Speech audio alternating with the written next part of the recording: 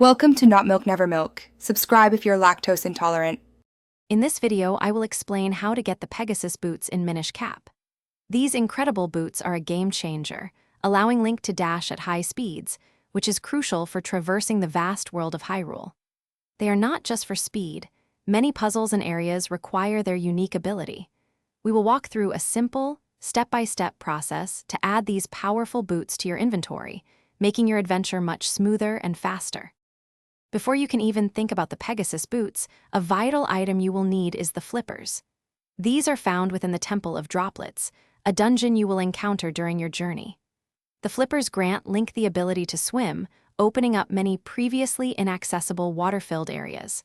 Without them, reaching the Caster Wilds, where our next step lies, would be impossible. So, make sure you have these aquatic accessories first. Once you have your flippers, make your way to the Caster Wilds. This area is known for its challenging terrain and unique inhabitants. Your goal here is to find Swiftblade, a legendary swordsman who can teach Link new techniques. Engage him in conversation, and he will offer a kinstone fusion. This specific fusion is the key to unlocking the path to the Pegasus Boots, so do not miss this crucial interaction. After successfully fusing kinstones with Swiftblade, a magical event will occur, revealing a previously blocked path within the Caster Wilds. This new route leads directly to a small, hidden cave. Venture inside, and you will discover a treasure chest waiting for you. Open it, and there they are, the magnificent Pegasus Boots.